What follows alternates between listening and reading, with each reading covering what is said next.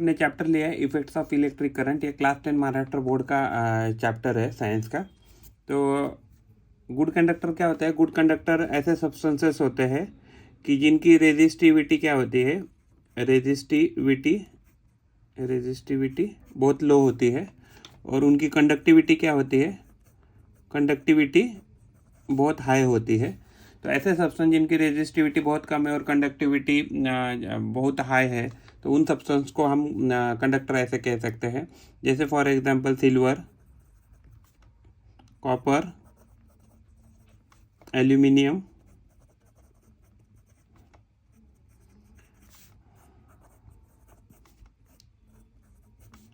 Actually ये substances क्या है कि सिल्वर हो गया, कॉपर हो गया, एल्यूमिनियम हो गया, तो ये सब्सटेंसेस ऐसा है कि जिनकी रेजिस्टिविटी बहुत कम है और कंडक्टिविटी बहुत हाई है, तो ये अच्छे गुड कंडक्टर बोल के हम यूज़ करते हैं। इलेक्ट्रिकल पावर क्या है कि इलेक्ट्रिकल पावर एक्चुअली ऐसा यूनिट है कि एक इलेक्ट्रिसिटी कितना काम करती है एक सेकंड में, तो उसको कहते हैं इलेक्ट्रिकल पावर। तो पावर का यूनिट होता है power is equal to work per unit area per unit time. तो इसमें क्या होता है ना कि एक्चुअली इलेक्ट्रिक पावर जो होती है तो उसका यूनिट होता है VAT.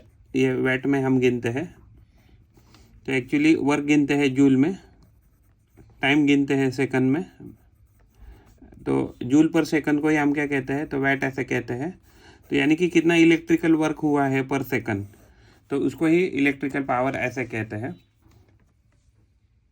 Commercial unit of electric energy क्या होता है कि मान लीजिए अगर हमने 1000 वैट इलेक्ट्रिकल एनर्जी यूज़ की हर सेकंड, तो हर यानी कि हमारे पास जो भी इंस्ट्रूमेंट है उसका मान लीजिए रेटिंग है 1000 वैट।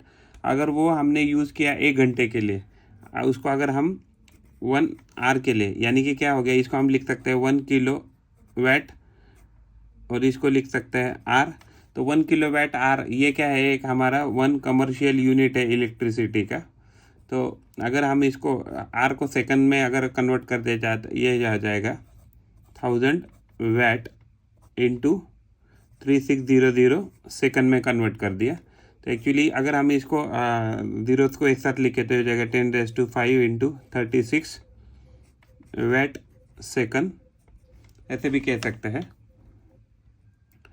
तो अगर मान लीजिए इसको अगर हमने ऐसे लिखा 3.60 इंटू 10⁶ वैट सेकंड, तो ये जो इतना अगर हम हर सेकंड यानी कि अगर 3.6 इंटू 10⁶ अगर वैट अगर हम मान लीजिए पावर यूज़ कर रहे हैं हर सेकंड, तो हमें क्या हो जाएगा, तो हमें 1 यूनिट बिल आ जाएगा। अगर हमने कोई भी 1000 वैट का अप्लायंसेस अगर यूज़ किया कंटिन्यूसली 1 आवर यानी कि 3600 सेकंड, तो हमें जो भी बिल आया जाएगा वो 1 इलेक्ट्रिकल यूनिट आ जाएगा हमारे हाउस होल्ड या कमर्शियल यूनिट के लिए। जो इलेक्ट्रिकल पावर होती है, तो इलेक्ट्रिकल पावर का फॉर्मूला होता है वोल्ट मल्टीप्लाइड बाय करंट। तो यानी कि हम इसको लिख सकते हैं V इंटू आई। तो ये हो गया पावर का यूनिट। V इंटू आई को ही हम वैट कह सकते हैं, लेकिन पावर का दूसरा यूनिट होता है, वो होता है वैट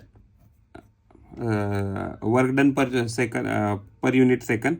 तो अगर हम इसको अगर इससे कंपेयर करें, अगर पावर की जगह अगर हम VI लिख दें, तो VI is equal to work done, work लिखते हैं work done per unit time, time को हमने T लिखा है या सेकंड लिखा है, तो ये क्या बन जाएगा, तो ये हो जाएगा VIT is equal to work done हो जाएगा।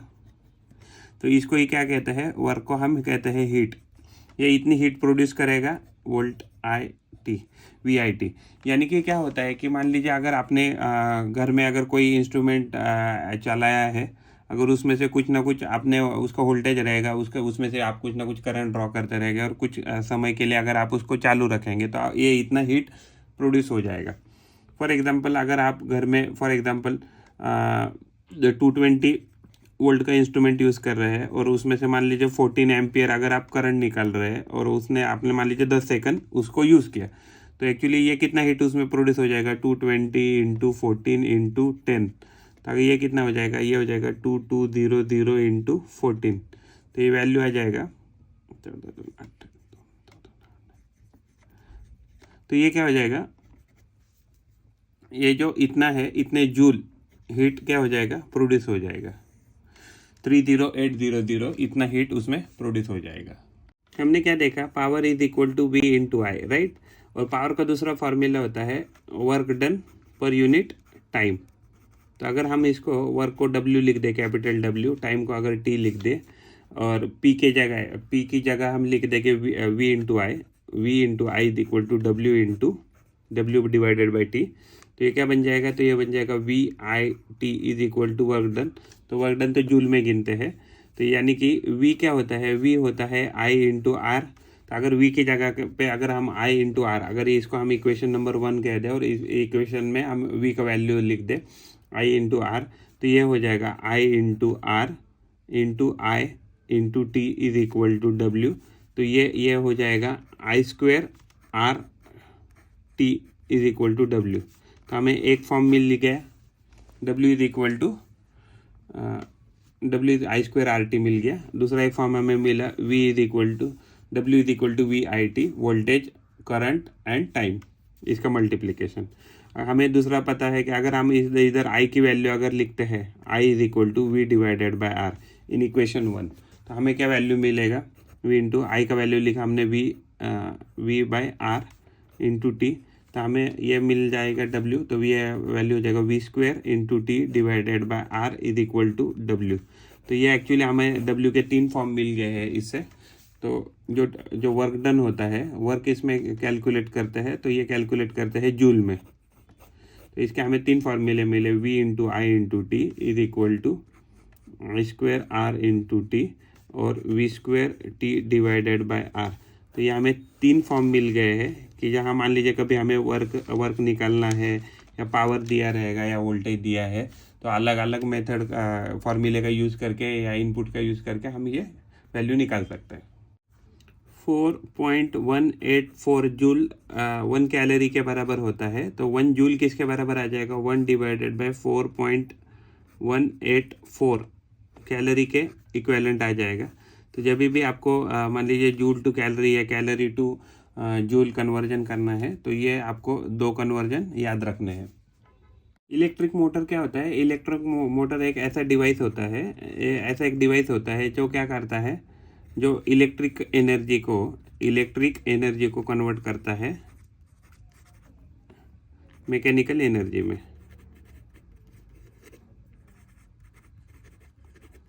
तो इलेक्ट्रिक मोटर क्या होता है कि ये इलेक्ट्रिक मोटर कहाँ लगती है, खास करके आपके फ़ैन में लगती है, उसके बाद आपका मान लीजिए मिक्सर में लगती है, उसके बाद घर में अगर हम देखा जाए तो आपके इवन कंप्यूटर में लगती है उसको कूलिंग करने के लिए।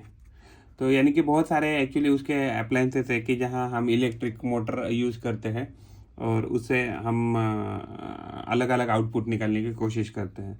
तो इलेक्ट्रिक मोटर एक ऐसा डिवाइस है कि जो इलेक्ट्रिक एनर्जी को मैकेनिकल एनर्जी में कन्वर्ट करता है। और जो इलेक्ट्रिकल एनर्जी हो सकती है वो AC भी हो सकती है और DC भी हो सकती है। तो डिपेंड आपकी जो मोटर है वो AC पे भी काम करने वाली हो सकती हो, या अल्टरनेटिंग करंट पे भी काम करने वाली हो सकती हो, या डायरेक्ट करंट पे भी काम करने वाली हो सकती है। गैल्वेनोमीटर क्या होता है, तो गैल्वेनोमीटर एक डिवाइस होता है कि जो डिवाइस क्या करता है, डिटेक्ट करता है करंट को, डिटेक्ट करता है अगर कोई सर्किट है, सर्किट में से अगर कोई करंट पास हो रहा है कि नहीं, ये डिटेक्ट करने का काम गैल्वेनोमीटर करता है। अगर उसमें अगर हम चेंजेस करें तो उससे हम क्या कर सकते हैं, तो उसमें हल्के से चेंजेस करके मॉडिफिकेशन करके हम क्या कर सकते हैं, उसको कन्वर्ट कर सकते हैं एमीटर में। तो एमीटर में कन्वर्ट करने के बाद एक्चुअली वो करंट भी डिटेक्ट करेगा, करंट एक्चुअली वैल्यू मेजर कर पाएगा।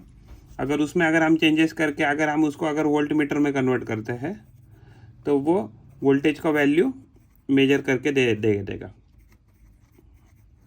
बट क्या होता है, गैल्वेनोमीटर बहुत सेंसिटिव होता है। एक्चुअली इसमें प्रॉब्लम क्या है, ये बहुत सेंसिटिव इंस्ट्रूमेंट है। दूसरा एक्चुअली उसका जो भी डिफ्लेक्शन होता है, और डिफ्लेक्शन डायरेक्टली प्रोपोर्शनल रहता है करंट पासिंग थ्रू इट। मान लीजिए अगर ज़्यादा अगर इसमें से करंट पास हो गया तो हो सकता है कि आपका गैल्वेनोमीटर ख़राब हो सकता है। तो ये उसमें प्रॉब्लम है। अगर हम अल्टरनेटिंग करंट की बात करें तो अल्टरनेटिंग करंट में क्या होता है कि जो करंट का जो डायरेक्शन होता है वो हाफ इंटरवल में अलग रहता है। देखिए हाफ इंटरवल में ये अप साइड में ऊपर के साइड है, अप साइड है, और ये क्या है, डाउन साइड है। तो इवन नेक्स्ट हाफ साइकिल में क्या हो जाएगा, उसका जो डायरेक्शन है वो अप साइड में हो जाएगा, और नेक्स्ट हाफ साइकिल में उसका डायरेक्शन डाउन साइड में हो जाएगा। तो एक्चुअली ऐसा करंट की जो पूरे एक हाफ मीन्स यानी कि 2 हाफ साइकिल में एक कंप्लीट साइकिल कंप्लीट करता है, तो उसको कहते हैं अल्टरनेटिंग करंट। लेकिन अगर हम डायरेक्ट करंट की बात करते हैं तो डायरेक्ट करंट क्या करता है, अपनी डायरेक्शन बिल्कुल भी चेंज नहीं करता है। तो वो अपना जो डायरेक्शन है कांस्टेंट रखता है। तो इसको ही हम क्या कह सकते हैं, उसको हम डायरेक्ट करंट कह सकते हैं। आप ऐसे भी इसको ड्रॉ करके दिखा सकते हैं। जो एक्चुअली करंट रहेगा, तो करंट के लूप आपके ऐसे ऐसे विद टाइम ऐसे ऐसे बनते रहेंगे। अगर हम आपने ये टाइम ड्रॉ किया और इस एक्सिस में करंट ड्रॉ किया, इस एक्सिस में अगर आपने करंट ड्रॉ किया और इस एक्सिस में आपने टाइम ड्रॉ किया, तो देखिए इसमें क्या हो रहा है कि करंट का डायरेक्शन चेंज नहीं हो रहा है। तो इसको कहते हैं डायरेक्ट करंट। इलेक्ट्रिक जनरेटर क्या होता है, ये इलेक्ट्रिक जनरेटर ऐसा एक डिवाइस होता है जो क्या करता है, मैकेनिकल एनर्जी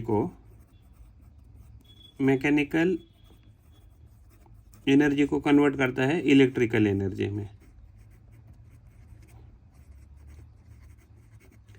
तो ऐसा कौन सा भी डिवाइस जो मैकेनिकल एनर्जी को इलेक्ट्रिकल एनर्जी में या किसी भी टाइप के एनर्जी को इलेक्ट्रिकल एनर्जी में कन्वर्ट कर सकता है, तो उसको हम इलेक्ट्रिक जनरेटर ऐसे कह सकते हैं। जो आपका जो जनरेटर होगा वो एसी भी करंट प्रोड्यूस कर सकता है, या आपका डीसी भी करंट प्रोड्यूस कर सकता है। तो आपके जो जनरेटर होते हैं वो 2 प्रकार के हो सकते हैं, एसी यानी अल्टरनेटिंग करंट वाले, या डीसी यानी डायरेक्ट करंट वाले। टंगस्टन की अगर हम फिलामेंट अगर हम बल्ब में यूज़ करते हैं तो क्यों यूज़ करते हैं, तो टंगस्टन का क्या होता है कि रेजिस्टिविटी बहुत हाई होता है। रेजिस्टिविटी उसकी बहुत हाई होती है, यानी उसकी कंडक्टिविटी क्या होगी, कंडक्टिविटी बहुत लो हो जाती है। कंडक्टिविटी बहुत लो होती है और रेजिस्टिविटी बहुत हाई होती है। इसके कारण क्या होता है कि जब भी उसमें से हाई करंट अगर पास करेंगे तो उसको रेजिस्ट करेगा, और एक टाइम के बाद क्या हो जाएगा कि वो गर्म होने के बाद हीटअप हो जाएगा, और ये जो फिलामेंट है वो हीटअप हो जाएगी, और हीटअप होने के बाद क्या करेगी, लाइट एमिट करना चालू कर देगी। तो एक्चुअली इस प्रॉपर्टी का यूज़ करके हम क्या करते हैं, टंगस्टन की फिलामेंट यूज़ करते हैं बल्ब में, और उसको हीटअप करते हैं। और एक्चुअली टंगस्टन जो होता है उसका मेल्टिंग पॉइंट भी क्या होता है, उसका मेल्टिंग पॉइंट भी बहुत हाई होता है। उसकी वजह से बहुत ज़्यादा हीटअप होने के बाद भी क्या होता है कि वो बल्ब जो है आपका फ्यूज़ नहीं होता।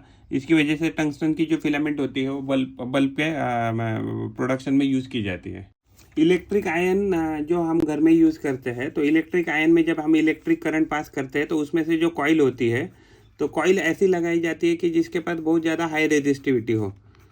हाई रेजिस्टिविटी होने के कारण क्या हो जाता है, आपका जो इंस्ट्रूमेंट है वो गर्म हो जाता है, और वही गर्मी जो भी हीट है आप यूज़ करते हैं अपने जो भी कपड़े वगैरह है उनको प्रेस करने के लिए, आयन करने के लिए।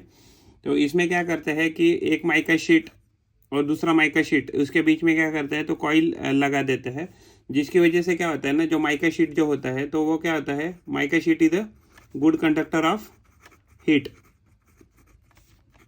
माइका शीट क्या होता है कि गुड कंडक्टर ऑफ हीट होता है, लेकिन माइका शीट क्या होता है, बैड कंडक्टर ऑफ इलेक्ट्रिसिटी।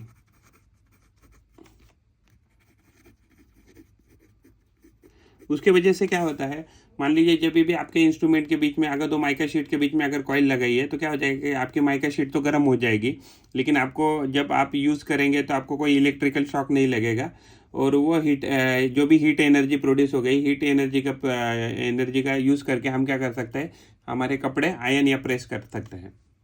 हमने प्रॉब्लम लिया है, एक सर्किट है, सर्किट में एक्चुअली 2 बल्ब लगाए हैं, तो उसका रेजिस्टेंस जो बल्ब है, तो पहला बल्ब है उसका रेजिस्टेंस मान लीजिए R1 है, और दूसरा जो बल्ब है उसका रेजिस्टेंस R2 है, और R2 ग्रेटर देन R1 है, यानी कि रेजिस्टेंस ऑफ बल्ब 2 क्या है, तो ज़्यादा है। तो हमें पूछा गया है कि कौन सा बल्ब है इसमें से ज़्यादा अच्छे से ग्लो करेगा या ज़्यादा ब्राइट ग्लो करेगा। तो एक्चुअली हीट का फार्मूला क्या रहता है, हीट का फार्मूला रहता है I²RT, या अदरवाइज आप उसको VIT भी कह सकते हैं, या उसको V²/R/T ऐसे भी कह सकते हैं। तो इसमें देखिए कि हमने तो वोल्टेज अलग नहीं लिया है, हमें वोल्टेज नहीं दिया, तो इसमें से क्या होगा, सर्किट में सीरीज में लगा है तो करंट सेम फ्लो करेगा। तो यानी कि अगर मान लीजिए हीट जो है वो प्रोपोर्शनल किसके रहेगा, तो मान लीजिए सेम टाइम के लिए अगर हमने यूज़ किया तो सेम करंट भी आ जाएगा और सेम टाइम भी आ जाएगा। तो इसमें क्या हो जाएगा, heat is directly proportional to R. तो यानी कि जितना ज़्यादा हीट रेजिस्टेंस रहेगा उतना ज़्यादा हीट प्रोड्यूस हो जाएगा, तो यानी कि उतना ज़्यादा इलेक्ट्रिकल वर्क हो जाएगा। तो यानी कि जिसका रेजिस्टेंस ज़्यादा है, यानी कि हमारे केस में क्या है, R2 is greater than R1, तो क्या हो जाएगा, R2 जो बल्ब है, तो यानी ये वाला जो बल्ब है ये ज़्यादा अच्छे से ग्लो करेगा, क्योंकि हीट के इस केस में क्या हो गया कि करंट भी सेम फ्लो हो रहा है, टाइम भी अगर सेम है, तो इस केस में जो हमारा R2 बल्ब है वो ज़्यादा अच्छे से ग्लो करेगा कंपेयर टू R1।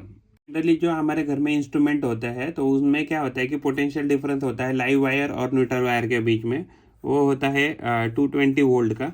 अगर मान लीजिए अगर हम लाइव वायर जो है, तो लाइव वायर जो है अगर उसका अगर वोल्टेज अगर 220 वोल्ट पकड़ रहे, तो जो हमारा न्यूट्रल वायर रहेगा, तो न्यूट्रल वायर का वोल्टेज हम क्या कंसीडर करते हैं, तो 0 वोल्ट कंसीडर करते हैं। इसलिए उन दोनों का बीच में जो भी पोटेंशियल डिफरेंस होता है वो 220 वोल्ट रहता है। मान लीजिए अगर आप बहुत ज़्यादा करंट पास करते तो आपके पास और एक वायर आता है अर्थिंग। तो ये अर्थिंग वायर क्या रहता है, ये अर्थिंग डायरेक्टली ग्राउंड किया रहता है। तो क्या होता है कि कभी भी अगर आपके सर्किट में से अगर बहुत ज़्यादा एक्सेसिव करंट अगर पास कर रहा है, तो एक्सेसिव करंट को अर्थ में पास करने के लिए, सो दैट कि आपको कोई आपके इंस्ट्रूमेंट को या आपको कोई इलेक्ट्रिकल शॉक ना लगे, इसके वजह से एक अर्थिंग का कनेक्शन दिया रहता है, वायर एक्स्ट्रा एडिशनल जोड़ी रहती है। इसके लिए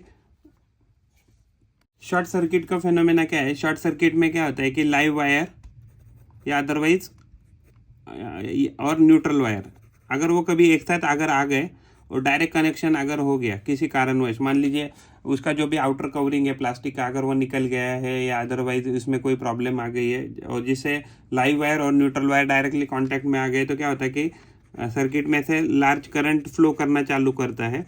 और लार्ज करंट क्या करता है, लार्ज करंट फ्लो करने से वो जो इंस्ट्रूमेंट है वो हीटअप हो सकता है, उससे वो जो इंस्ट्रूमेंट है वो ख़राब भी हो सकता है।